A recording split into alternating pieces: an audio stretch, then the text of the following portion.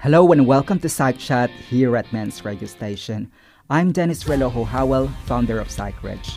I love talking to people and learning about their stories. So in each episode of Psych Chat, I'll be talking to fascinating people within psychology, mental health, and well-being. Join me here at Men's Radio Station every week and let's have a Psych Chat.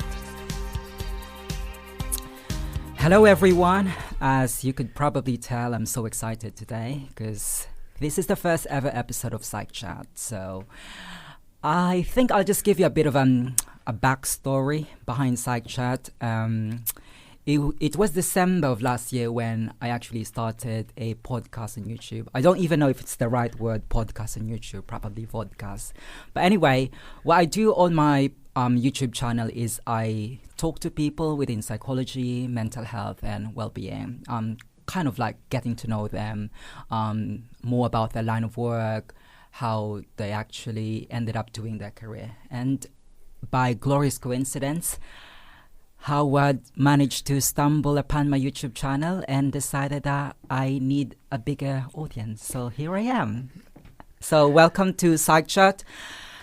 Now, moving swiftly on, I'll just introduce you to my first ever guest here at Psych Chat, here at Men's Radio Station.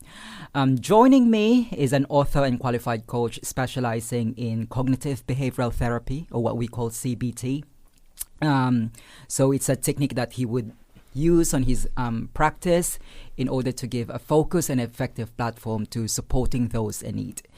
He is the founder of Ayanay, which provides a dedicated space for counselors, therapists, and coaches to grow, develop, and network. David Sleet, welcome to Psych Chat here at Men's Radio Station. Thank you, Dennis. I am absolutely honoured to be the first guest for your show.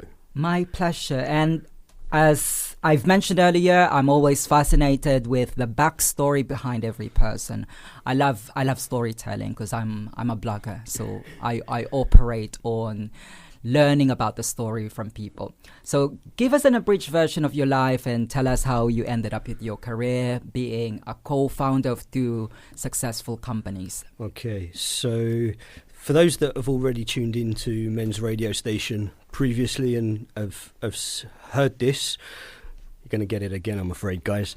My backstory really starts as a child. Like most, I was lucky enough to experience the supportive network that is around children.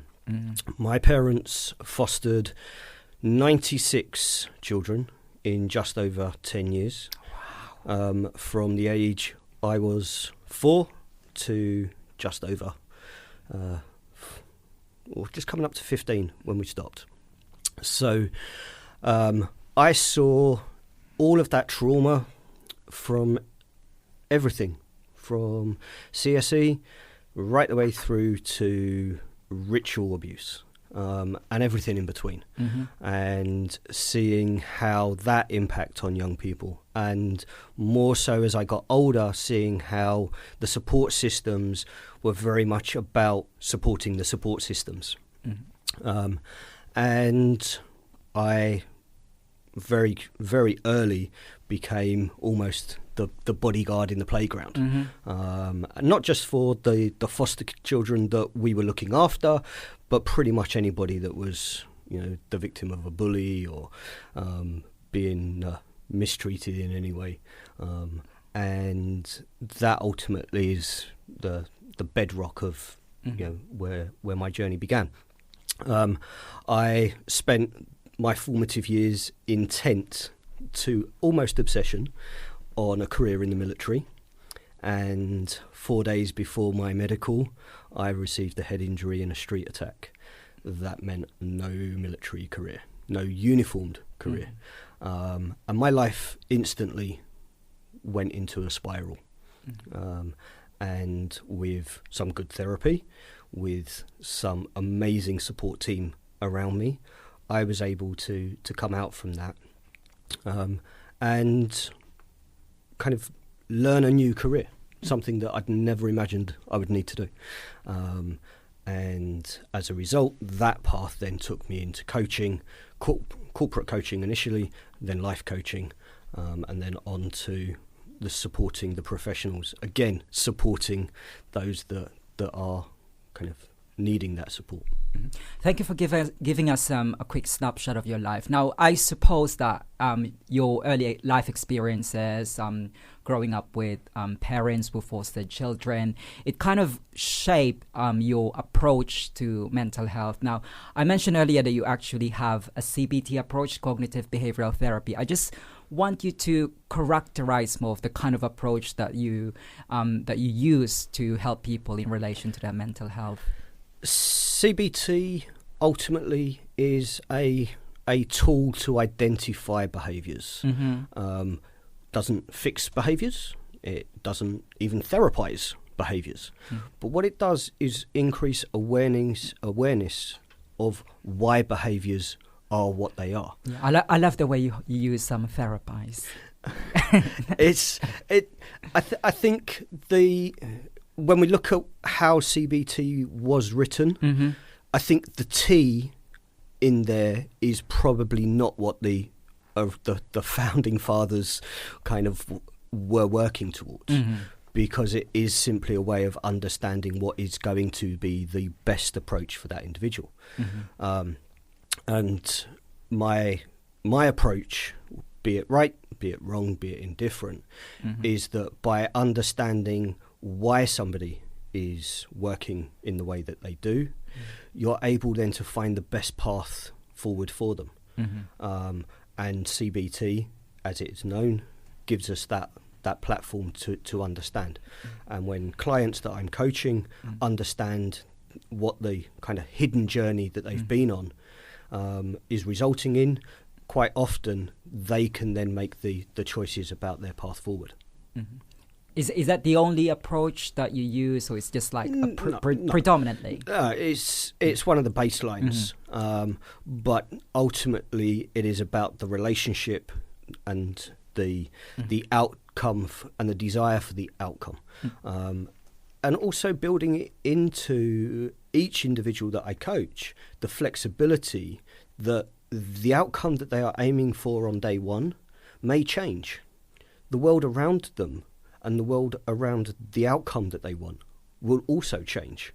But if you stay focused simply on a single outcome and don't flex when the world around that changes, then very quickly you will end up finding yourself lost again and repeat the same cycles of coping. Absolutely. Now, I just want to explore more, because I mentioned this during the introduction, that you have co-founded 2 companies. Correct me if I'm wrong. I think you've co-founded 2 companies. Now, yep. I just want to learn more about Ayanay and about Hive Group. What exactly is you're trying to achieve with these companies? Okay, so very recently, Hive Group UK, which was a family business set up in all honesty and all congruence with a 50-year experienced professional, just happened to be my mother. We designed training programs for young people, professionals, carers, connected to social care, those connected to justice, those connected to the military community. And that developed and that grew over a 3-year period. My mother, last week, this is how fresh this is, retired, and well-deservedly so. I think 50 years of a career in frontline work is enough for anybody. But what we've done is we've taken all of the programs, adapted them, reshaped them, and brought them into Ayanay, which is the second company that I co-founded. I co-founded with Siobhan Crosby, and we already have a team of core torchbearers. APA, Ayanay Psychological Accreditation, is now coming up 8 months old, and as of this week, we have a community learning hive. So all of those programs kind of to provide support to those most in need is now under the APA umbrella. What APA does is maintain a support system for those professionals within the therapeutic sector, but also supports those that work on the edge of that sector. So when we look at the therapeutic community, we know that social workers, teachers, law enforcement, they all have a psychological awareness, and when that is supported and effective, they can get some really good outcomes with the people that they're working with. So we include those what we call psychologically alert members that are not necessarily therapists, counsellors or coaches. And of course, those following you on social media would notice that you're actually quite passionate about accreditation. I understand you also created this Facebook group, and people would recognize that you're actually trying to have, as you would say, a congruent and honest approach about networking. Yeah. Could you just briefly talk about that before we go on a break? Okay, so networking around the therapeutic sector, there's almost, it seems, and I'm sure people will correct me if I'm wrong, but there is two kind of thought patterns. Either it's completely open or it's completely closed. And our opinion is it should be completely open. Okay, that will be a cliffhanger because I want to explore more about what you do on Ayanay, and you're actually trying to help people manage their, but basically their counseling and psychotherapy practice. And most importantly, the reason why I invited you here is I want you to explore about firefighting approach to mental health. So we're going to be talking about that more when we come back. Firefighting approach and what exactly is the aim of Ayanay and Hive You're Group. listening to Men's Radio Station, where men really talk. Do you want to hang out and really know that you've been listened to? Do you want to debrief and have a laugh and not have to fall down the same hole as every other man in front of you? Then why not go to mensgroups.co.uk, download the Men's Groups ground rules, download the Men's Groups check-in round. There are loads of videos and you can just hit the ground running, growing with other men. Join me, Carl Simons, for the Business Hour on Saturdays at 9 a.m, where I'll be interviewing some of the UK's most influential leaders to understand how they are tackling the stigma that surrounds mental health at work. That's me, Carl Simons, for the Business Hour at 9 a.m. on Saturdays here on Men's Radio. Hi, I'm Noel McDermott, licensed psychotherapist and host of Wellbeing Wednesdays. During Wellbeing Wednesdays, I talk about all things psychotherapy and mental well-being, offering practical help and advice on issues around relationships, anxiety, depression, drugs and alcohol, whilst trying to improve your mental health and giving you an interesting stories from our guests. Join the conversation, have your voice heard, or ask for advice from one of my many specialist guests. We can try and advise you on your problems. Be part of the conversation. Come and join us every Wednesday from 9 to 10:30 p.m. on Men's Radio Station, where men really talk. You're listening to Men's Radio Station, the only radio station that's 100% dedicated to mental health and well-being. We're on air and broadcasting 24 hours a day, 7 days a week. In fact, we never sleep. If you want to listen on the move, please download our app. It's easy to do. www.mensradiostation.com is the website, or follow us on social media. Men's Radio Station, where men really talk. Talking Therapy Sessions, a new radio show coming soon. Hear pre-recorded professional counsellors talking live to their clients. Hear real-life issues being discussed. Listen to how trained practitioners deal with these issues.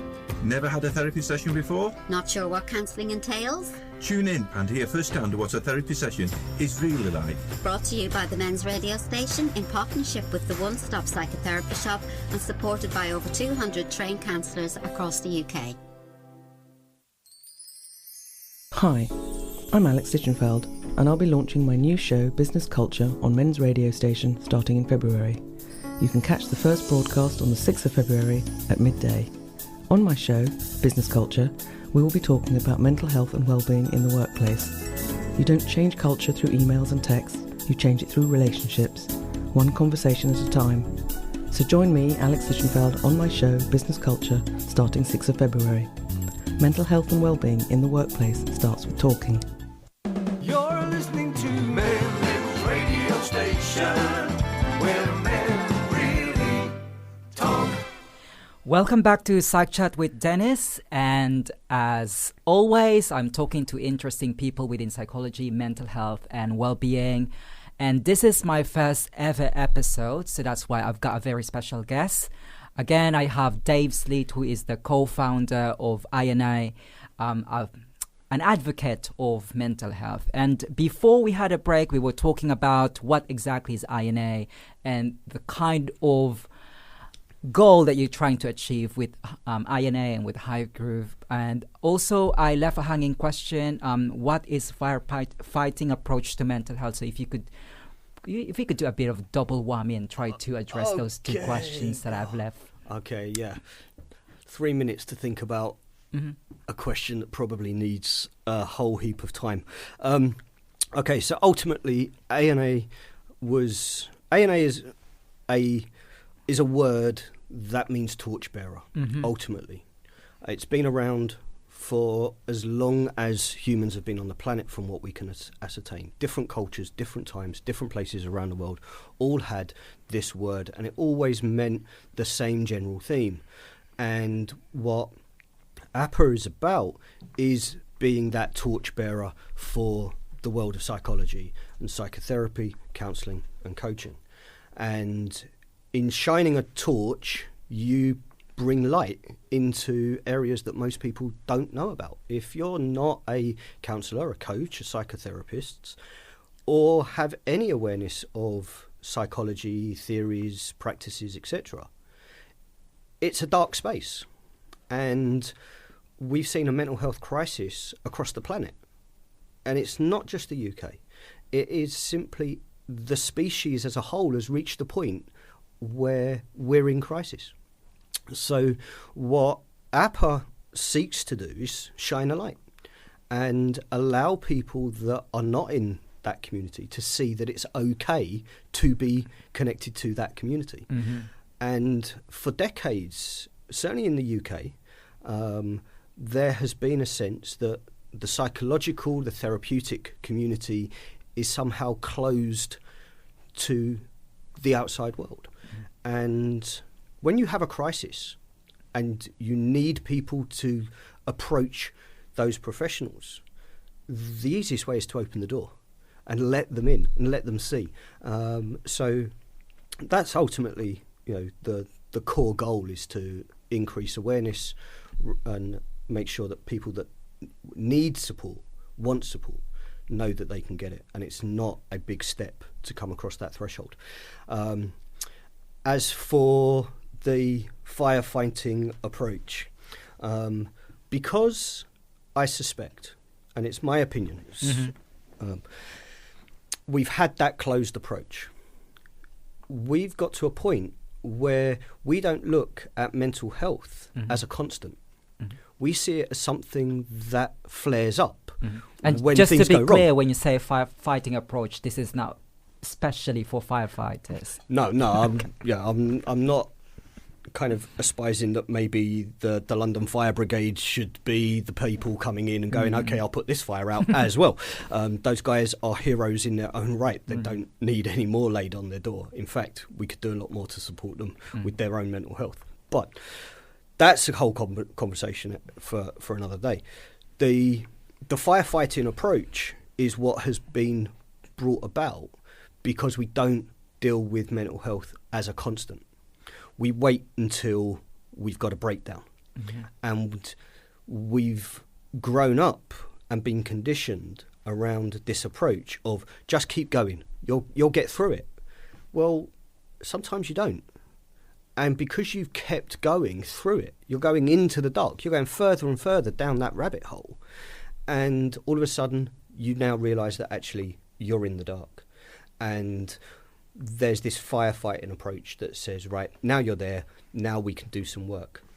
When actually, if we got rid of that mindset and we looked at the interactions along the way, and understood the consistency of those approaches, we'd actually build up resilience a lot quicker, a lot easier, and therefore not face the darkness so much. I actually, this is the first time that I've come across with firefighting approach. Is this something that you designed yourself? Is this something that you introduced yourself, or is this No, I think you've come across this from someone else? I think the phrase firefighting approach is what we see happening. It's not something we should be advocating. We should be saying, let's not wait for the crisis. Let's not kind of just push on until we can't push anymore. Moving away, that is the firefighting approach. We'll just deal with it. We'll wait until it gets to a point where we have to step in, when actually we can do smaller things earlier and avoid the crisis. And that's what I'm actually advocating, is that we get in by changing the steps that we have in our interactions, rather than just cope with it, just get on with it, just push it back further and further until you can't push anymore.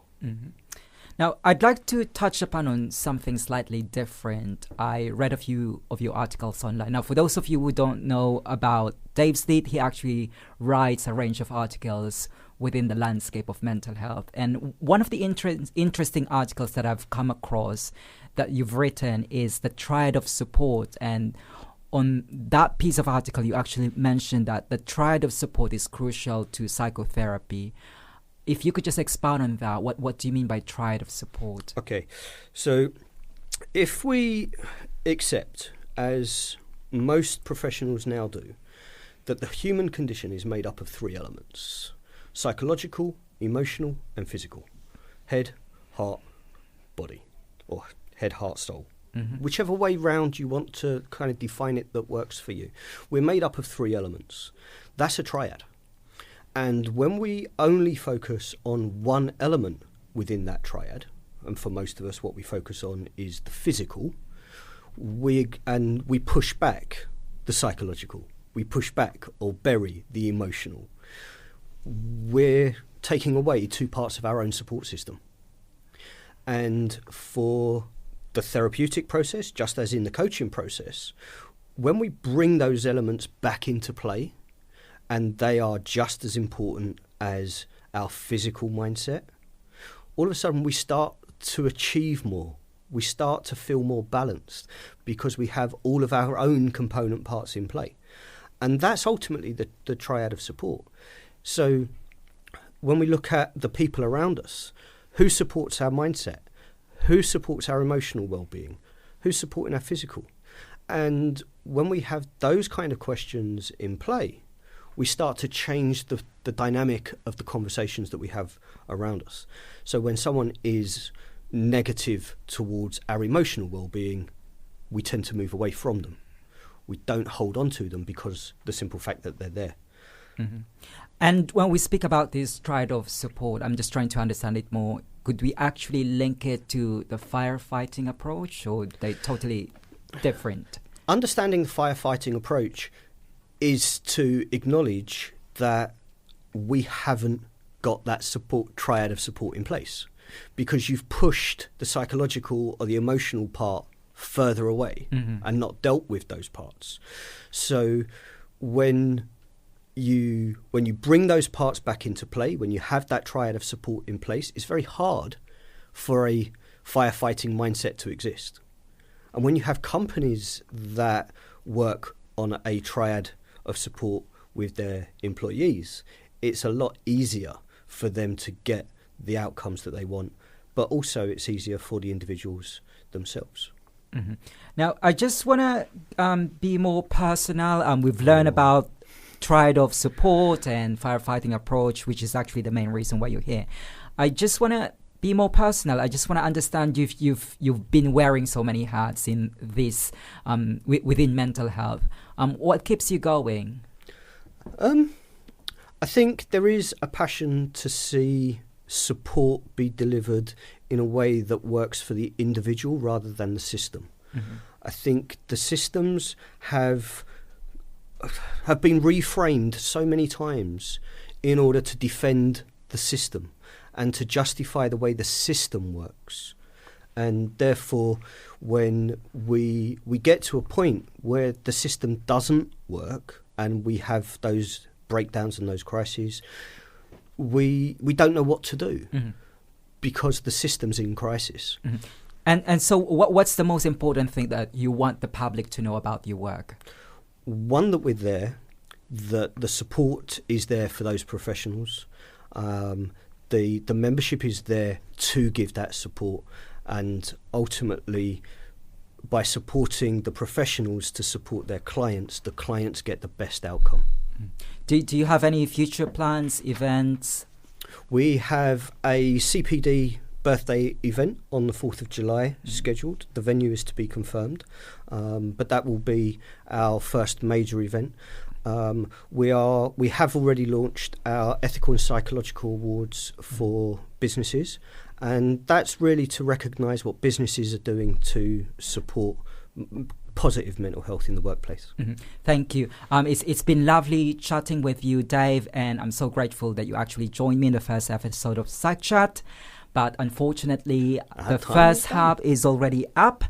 I wish to learn more about your work, and I also love to have Siobhan Crosby here, your co-founder for Ayanay. Is she also the co-founder for Hive Group? No. Siobhan is currently in Dubai, working on a contract with I'd love to learn more about her work. For everyone who's listening, you can learn more about Ayanay at www.ayanay.co.uk. Again, you're listening to Psych Chat with Dennis here at Men's Radio Station. It's been a fascinating conversation. We'll have another guest on the pipe, so stay tuned.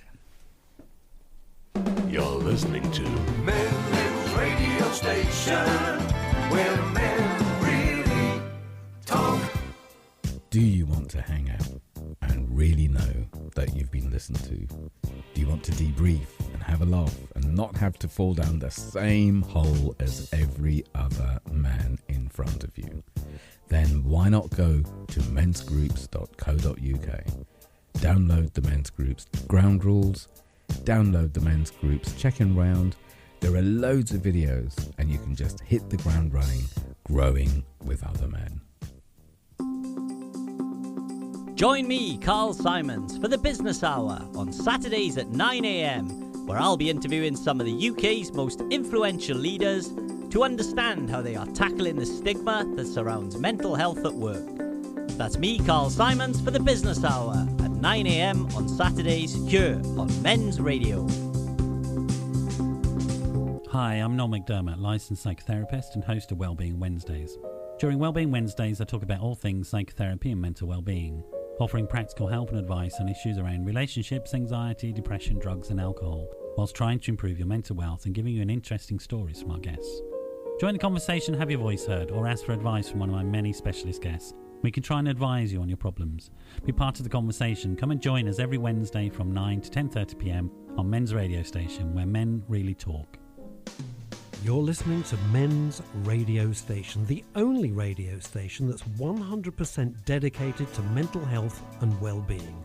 We're on air and broadcasting 24 hours a day, 7 days a week. In fact, we never sleep. If you want to listen on the move, please download our app. It's easy to do. www.mensradiostation.com is the website, or follow us on social media. Men's Radio Station, where men really talk. Talking Therapy Sessions, a new radio show coming soon. Hear pre-recorded professional counsellors talking live to their clients. Hear real-life issues being discussed. Listen to how trained practitioners deal with these issues. Never had a therapy session before? Not sure what counselling entails? Tune in and hear firsthand what a therapy session is really like. Brought to you by the Men's Radio Station in partnership with the One Stop Psychotherapy Shop and supported by over 200 trained counsellors across the UK. Hello and welcome to Psych Chat here at Men's Radio Station. I'm Dennis relojo-howell, founder of Psych Rich. I love talking to people and learning about their stories. So in each episode of Psych Chat, I'll be talking to fascinating people within psychology, mental health, and well-being. Join me here at Men's Radio Station every week and let's have a Psych Chat. Welcome back to Psych Chat here at Men's Radio Station. So you just heard Dave Sleet talk about firefighting approach. And this time I'll move on to my second guest. He is a seasoned governance expert and director of some of HMG's most high-profile governance. HMG is, of course, Her Majesty's Governance. He works on security and justice programs with experience delivering on behalf of the FCO, DFID, and other government departments. To talk about managing stress and working and living in these types of environments, we have here Jonathan Moss Obe. Thanks for joining me here on the first episode of Psych Chat with Dennis. Pleasure, Dan. Okay. Now, I just like what I've told earlier to Dave Sleet, I always wanted to learn about the backstory of every person. So if you could just give us a snapshot of your trajectory, how you ended up doing that career. Take us through your childhood, if you wish. Well, I'm not sure I'd go back that far, but I guess I graduated with a history degree, and in fact I went into something completely different. So you could say I sort of fell into it by accident. While I was at university, I commissioned into the Army Reserves, and it was really through the British deployment to Iraq in the early 2000s that I became involved in what I do currently. And that was quite a pivotal moment, one of those life changes where you suddenly find yourself thrust into a very different environment from the one which you were operating in previously. Okay. Now, I just want to pick up on what you said, pivotal moments. Could you just expound on what do you think, what makes people motivated on what you do? Because obviously you're working in a very specialized area of work, working for conflict-ridden areas in Afghanistan and in Pakistan. What do you think people are motivated in career, in I suppose in helping profession? I think throughout our lives we have to reinvent ourselves every so often, and people do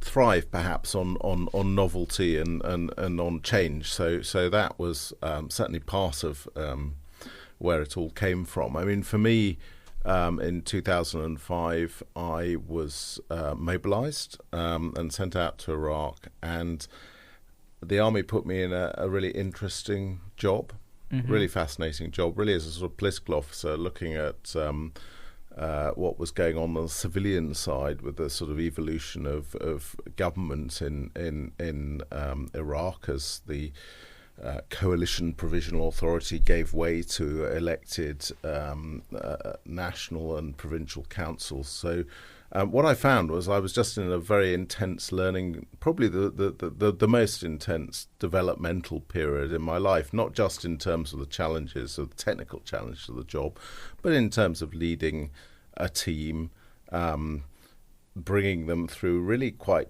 challenging operational environment. It was dangerous, and you had to make constant decisions about who did what and whether or not it was actually worth it in terms of the risk involved to the teams and the potential opportunity. And I would imagine that working in this sort of environments, it has a profound impact with your family, on your personality, and how you actually navigate your life, your lifestyle. Yeah, you're absolutely right. Of course, I mean, I think it's a very intense experience in the immediate moment that you're operating. So you have a small team of people. They're doing something which is probably quite new to them. It certainly was for my team. They're operating under considerable pressure and against the expectation backdrop of big expectations in terms of what they may or may not be able to do. And then on top of that, they've got their whole backstory going on behind them, often a long, long way away from home. And even now, I work with teams, and we quite often have people deployed in places like Kabul and so on. And they've got to be able to work and do their J job against quite a difficult context. But they've also got to manage everything that's going on at home. If the cat goes missing or, that's flippant. But other domestic crises that we all have from time to time. And of course, when you add all that together, it can make it very difficult for people. Mm-hmm. For the benefit of those who are listening, who are not familiar in this kind of work, could you just give us a snapshot of what actually is involved in this line of work, without going so much to, security compromises? Okay. Well, essentially, what we are doing in most cases is working with a variety of partners in the various countries in which we work: Kenya, Afghanistan, Iraq, Syria, Pakistan, Libya. We're working with institutions to try and improve the way in which they operate. What we want them to be is more transparent and accountable and predictable, I guess, in the way in which they deliver the services that are required. And a lot of that is around the performance of formal players in the security sector, so police, borders, customs, prosecutors, judges, that sort of thing. Mm-hmm. So we work with people who want to effectively help themselves, I guess, and the result, theoretically, should be that they deliver a higher standard of services to people. Mm-hmm. And because you're doing this, because of your passion for this line of work, you actually receive an OBE for this? Yes, for about 5-6 years, I was in charge of the UK's work on subnational governance in Helmand Province down in Afghanistan. So we were fairly close to the coalface there, as you can imagine, and we were able to do all sorts of really quite exciting and innovative work, basically improving the opportunities for people to participate in decisions around security, justice, essential services, the things which, form the backdrop of their lives. Mm-hmm. Now, I just want to be more personal with, this kind of line of work, because here at Men's Radio, we always talk about mental health and well-being, especially, of course, for men. Have you personally experienced PTSD or stress? Yes, I think probably. I mean, for me, the most stressful period was certainly the time in Iraq, so between mid-2005 to 2008. And the particular problems there were really the risk of being bombed, frankly. we were under very, very regular indirect fire. In other words, people were firing rockets and dropping mortars on us. And if you popped your head outside and visited or went somewhere, there was a fair chance that you were going to be attacked. And that obviously takes a toll. And for a long time afterwards, loud noises, even at home, someone slamming a door or something like that, will get you, your heart moving and trigger certain automatic reactions. And it can be, quite stressful. Attack alarms, for example, are very similar to the sort of alarms that you get in airports when air bridges and things are being moved around, and at one point that was enough to just get you flat on the floor in the middle of an entirely different environment. I mean, one of the big challenges with working in places like that, and it's a problem for obviously members of our armed forces in particular, is you enter a world which is completely foreign to everyone back home. So when you do get home, almost nobody, unless they happen to work in the armed forces or something similar, has any idea what it is that you've been experiencing. And that, I think, is quite an alienating experience. People get isolated. Yeah, I want to pick up on that because just listening from your experience, I don't know how I could actually cope with that. So I'm just wondering, how do you manage stress and how does your family cope with this? Because, thinking one of your family members could just be killed anytime by just because they're working on these conflict-ridden places. So how do they cope? Well, I think I'm probably an optimist. So actually, rationally, if you looked at the statistics, mercifully, the number of people who suffered physical harm was quite small as a proportion of the total number of people who were out there. And does your family share this optimism? Well, you have to, don't you? You have to assume you're going to come back in one piece as long as you follow the rules and do your best. I think, I can't really speak for the people around me, obviously, in the same way that I can for myself. I mean, for me, certainly while I was soldiering, the thing that kept me going at some level was that, the next generation up in my family had all seen service in the Second World War. And my godfather in particular, who was a wonderful man, a very gentle man, had, rather surprisingly, been an excellent infantry officer in the 1940s.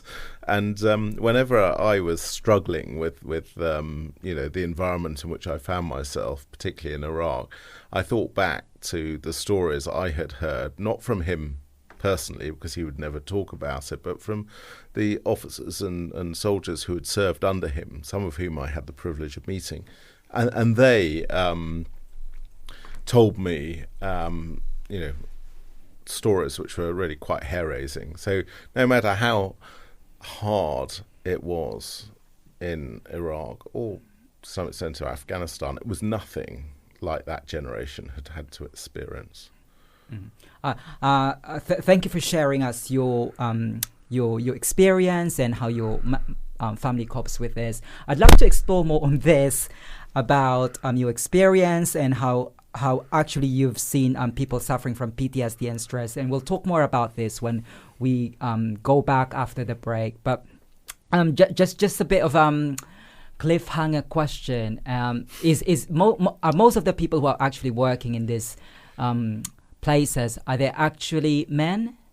No, not at all. In fact, they are quite a diverse bunch, and some of the most exciting people I've had the privilege to work with are in fact women, and the demographic is also extremely wide. The reason why I asked that, because I love to hear your thoughts about toxic masculinity. When we talk, we'll talk more about that when we come back after the break. You're still listening here at Men's Radio Station, here at Psych Chat. You're listening to Men's Radio Station, where men really talk. Do you want to hang out and really know that you've been listened to? Do you want to debrief and have a laugh and not have to fall down the same hole as every other man in front of you? Then why not go to mensgroups.co.uk? Download the Men's Groups ground rules, download the Men's Groups check-in round. There are loads of videos and you can just hit the ground running, growing with other men. Join me, Carl Simons, for the Business Hour on Saturdays at 9 a.m, where I'll be interviewing some of the UK's most influential leaders to understand how they are tackling the stigma that surrounds mental health at work. That's me, Carl Simons, for the Business Hour at 9 a.m. on Saturdays here on Men's Radio. Hi, I'm Noel McDermott, licensed psychotherapist and host of Wellbeing Wednesdays. During Wellbeing Wednesdays, I talk about all things psychotherapy and mental well-being, offering practical help and advice on issues around relationships, anxiety, depression, drugs and alcohol, whilst trying to improve your mental health and giving you an interesting stories from our guests. Join the conversation, have your voice heard, or ask for advice from one of my many specialist guests. We can try and advise you on your problems. Be part of the conversation. Come and join us every Wednesday from 9 to 10:30 p.m. on Men's Radio Station, where men really talk. You're listening to Men's Radio Station, the only radio station that's 100% dedicated to mental health and well-being. We're on air and broadcasting 24 hours a day, 7 days a week. In fact, we never sleep. If you want to listen on the move, please download our app. It's easy to do. www.mensradiostation.com is the website, or follow us on social media. Men's Radio Station, where men really talk. Talking Therapy Sessions, a new radio show coming soon. Hear pre-recorded professional counsellors talking live to their clients. Hear real-life issues being discussed. Listen to how trained practitioners deal with these issues. Never had a therapy session before? Not sure what counselling entails? Tune in and hear firsthand what a therapy session is really like. Brought to you by the Men's Radio Station in partnership with the One Stop Psychotherapy Shop and supported by over 200 trained counsellors across the UK. Hi, I'm Alex Ditchenfeld, and I'll be launching my new show, Business Culture, on Men's Radio Station starting in February. You can catch the first broadcast on the 6th of February at midday. On my show, Business Culture, We will be talking about mental health and well-being in the workplace. You don't change culture through emails and texts, you change it through relationships, one conversation at a time. So join me, Alex Lichtenfeld, on my show, Business Culture, starting 6th of February. Mental health and well-being in the workplace starts with talking. You're listening to Men's Radio Station, where men really talk. Welcome back to the pilot broadcast of Psych Chat with Dennis here at Men's Radio Station, and this is the show where I talk to fascinating people within psychology, mental health and well-being. Joining me on the second half of Psych Chat with Dennis here at Men's Radio Station is Jonathan Moss Obe, and of course he's here talking about his line of work. He's working at conflict-ridden areas in Pakistan, Afghanistan, Libya, and other African countries. Now, before we went to break, we were actually talking how his family copes with PTSD and stress, and I mentioned a bit about toxic masculinity, and of course, I actually asked him if this kind of work is actually predominantly men, but he said it's actually a mixed bag. There's also women working. But I'd love to hear his thoughts. What do actually people think? What do actually people think of the kind of men who is actually working in this line of work? What's your idea about toxic masculinity to begin with? I think for me, toxic masculinity is well, I'm not a psychologist, so you'll have to put me right on this. But how these things manifest themselves in the environments in which I've worked are really, I suppose, related to the sort of people and the personalities of the people you meet where you're working in such places. Obviously, an awful lot of them have a military or security background. These are all professions which are, I guess, characterised by quite strong cultural norms. Mm-hmm. I think they also make it very, very hard for people to admit when they are struggling and having difficulties. Probably much more so if you're, for example, a regular army officer as opposed to a reservist, because your whole future career depends on your performance, and your performance on a little 6-month operational tour is really important to your future promotional prospects. So you don't really want to show any or exhibit any signs of weakness, and you may well see seeking assistance as being a sign of weakness. The other problem, of course, is that this is a delayed thing. We're sitting on top of a time bomb, I suspect, because it can take years for people to exhibit signs of PTSD or to recognise what it is they are going through. And that takes a huge toll, obviously, on their family and loved ones, the people around them at work and so on. And the signs are sometimes quite subtle and difficult to pick up. So I've been surprised by the number of people I have known who have subsequently exhibited some element of PTSD. Good thing you mentioned that, because actually that's what we're trying to achieve here on Men's Radio Station. For those who are listening to you, you probably noticed that we're quite a passionate advocate of men's mental health and well-being, and it's quite interesting to hear your first-hand account of actually the struggles of men who work in stressful situations such as your line of work.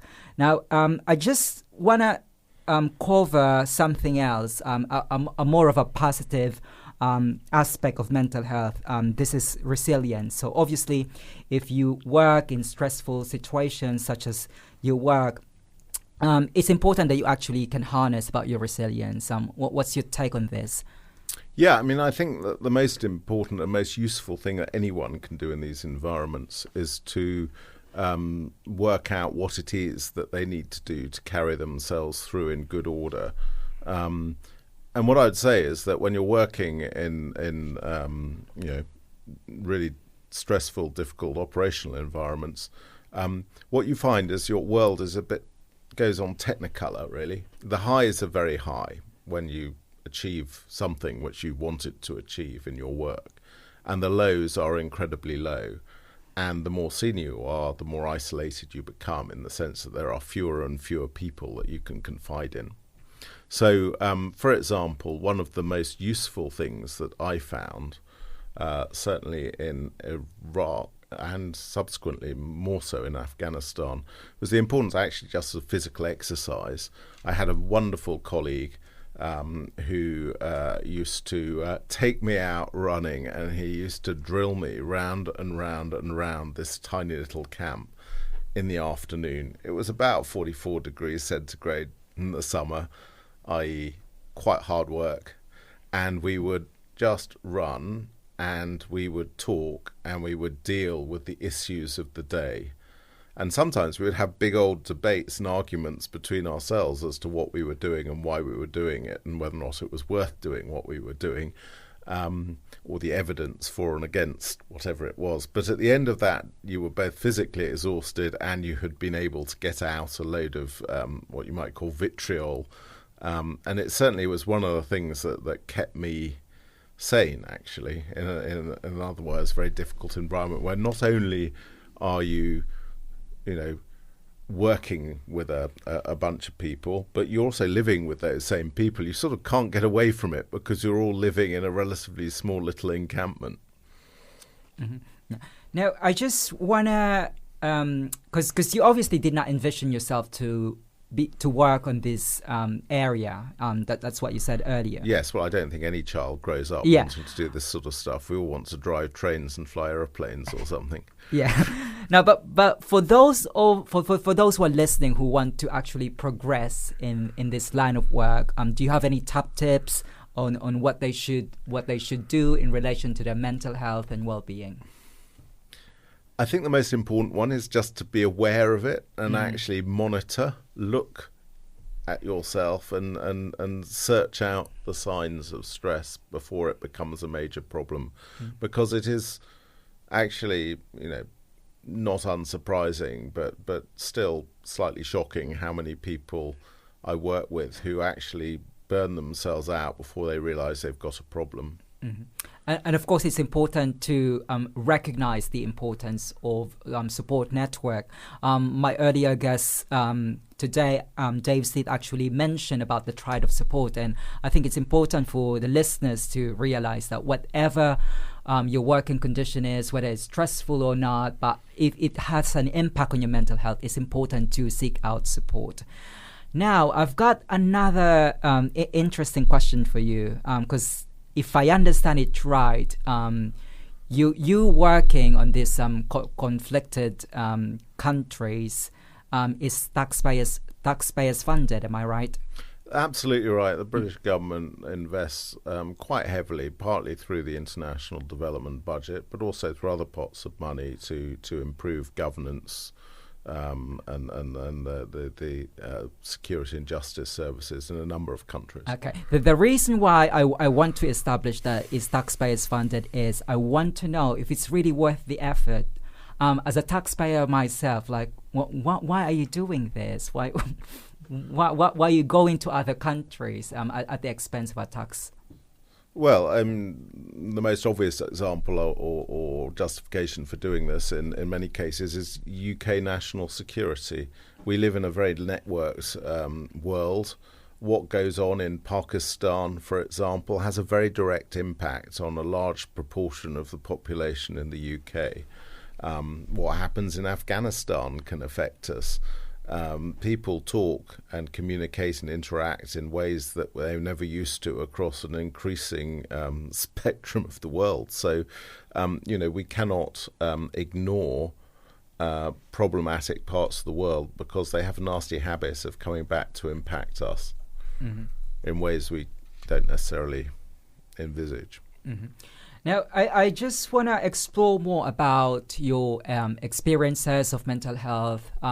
Aside from PTSD or stress, have you witnessed any other mental health conditions in this line of work?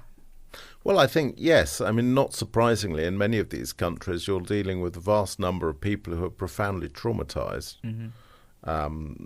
for all sorts of different reasons. But, if you're in a country which has been subject to 10, 20, in the case of Afghanistan, maybe 30 years of civil war, that leaves everyone you deal with profoundly impacted, and most of them have no recourse to any professional help or assistance. In that sense, we're lucky.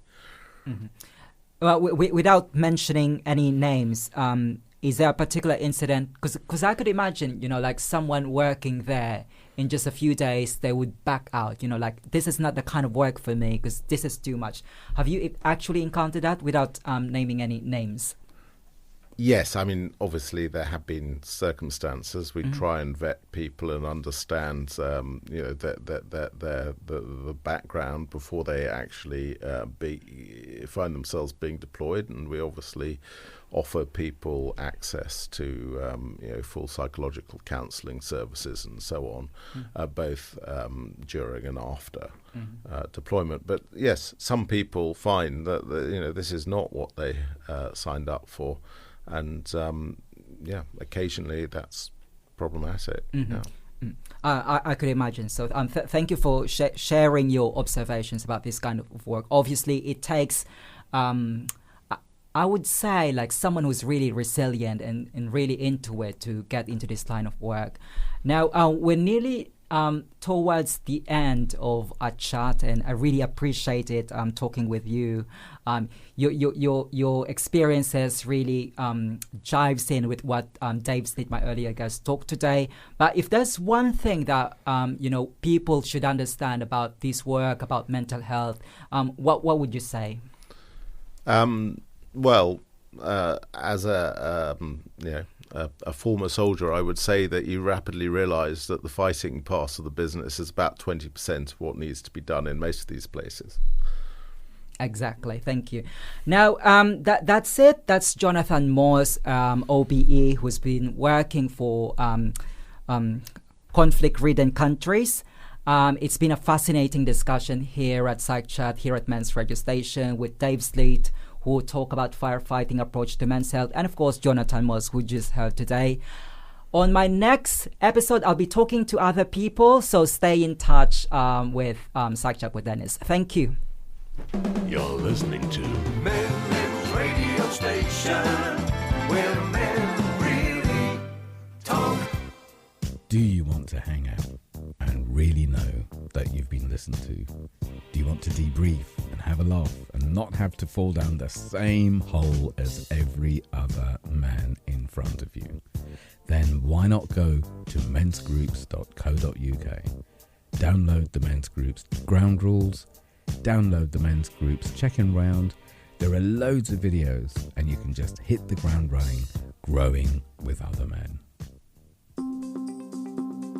Join me, Carl Simons, for the Business Hour on Saturdays at 9 a.m, where I'll be interviewing some of the UK's most influential leaders to understand how they are tackling the stigma that surrounds mental health at work.